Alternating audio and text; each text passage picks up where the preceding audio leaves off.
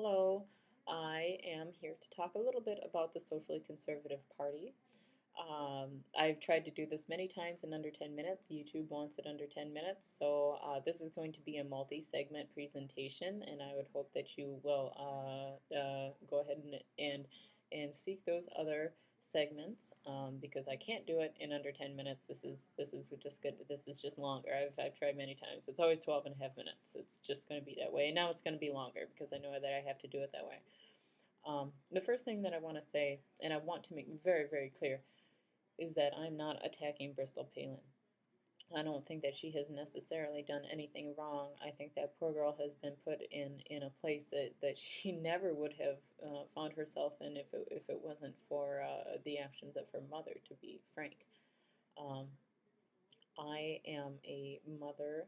I am 23. When I got pregnant, I was 22. I love my baby girl. She is the light of my life, and even though that I found myself on a different path than I would have, there are opportunities that are now closed to me because I had a child at a young age. I wouldn't take it back for the life of me. The father of my child was my boyfriend at the time. He is still my boyfriend. We live together. We raise our child together. And there's nothing more beautiful than raising a child. It's unfortunate that she has to go through this at this time while her mother is in the public sector. Uh, but I am not saying that she has done necessarily anything wrong. What I'm here to say is that the socially conservative party is trying to tell Americans to uphold a standard that they themselves cannot conform to. And we've seen that many times.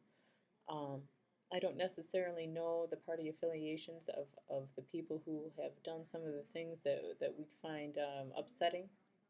For instance, people who have spoken out against gay rights and gay marriage, and then we find that they're having conversations with people of the same sex that are sexually oriented, you know, whatever they.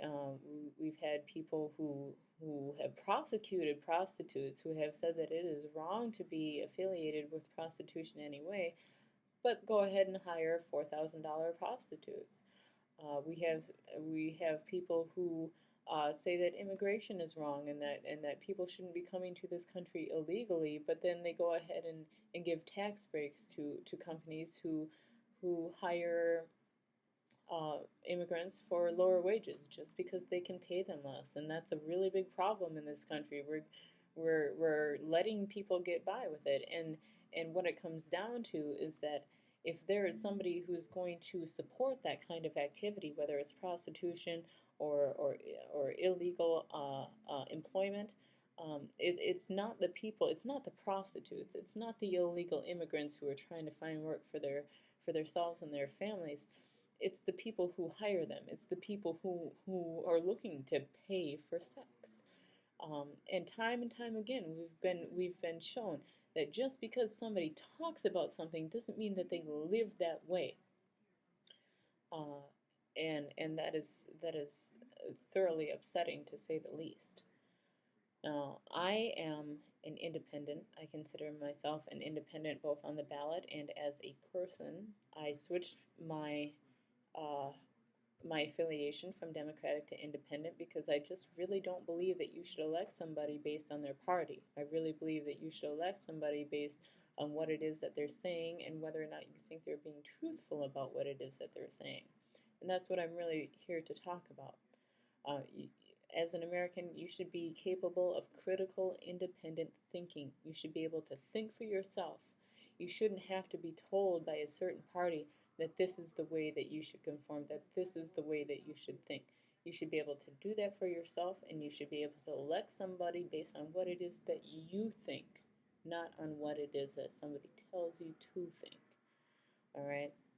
Now, as a young mother, I am currently 23. I got pregnant when I was 22.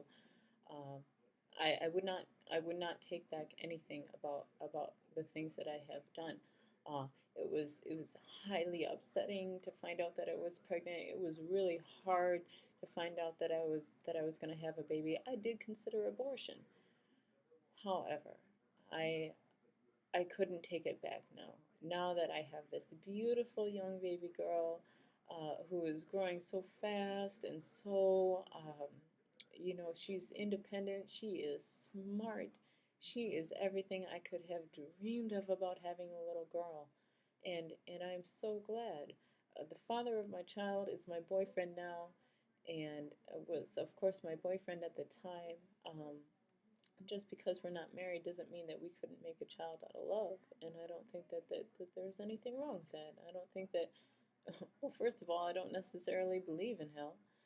Secondly, I don't think I'm going to hell because I had a child out of wedlock. I made a child out of absolute love. It was absolute love when we conceived that child.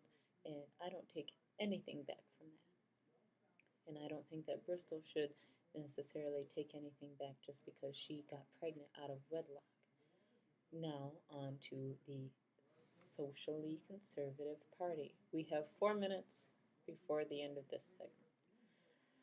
Um, First of all, I think Governor Palin was extremely selfish in putting herself in the public spotlight while she knew that her daughter was pregnant. Uh, she knew that her daughter was going to have to go through this in the public eye. She knew that this was not going to be a secret, although she tried to keep it a secret. Um, the GOP has admitted that the only reason that this came out was because of bloggers who I disagree with strongly in their libel and their slander on going ahead and saying that I think this child's name, Governor Palin's child with Down syndrome, I believe the name is Turk. I'm not sure on that, so pardon me. But they went ahead and said that it was Bristol's child, and that Governor Palin was trying to cover that up. Now that is unforgivable. That is just wrong. You don't go ahead and say things about people that you don't know about. However, if these people hadn't started telling their lies, when were we going to find out that Governor Palin's daughter was pregnant at 17 years old? That she was 5 months pregnant. Like I said, they said that they came out with this because people were spreading rumors and they wanted to clarify those rumors. But how many rumors are going to have to be spread before they're going to go out and tell the truth about what's really going on? Personally, even though past the politics has proven that not everything necessarily comes out as true, how long is it going to take?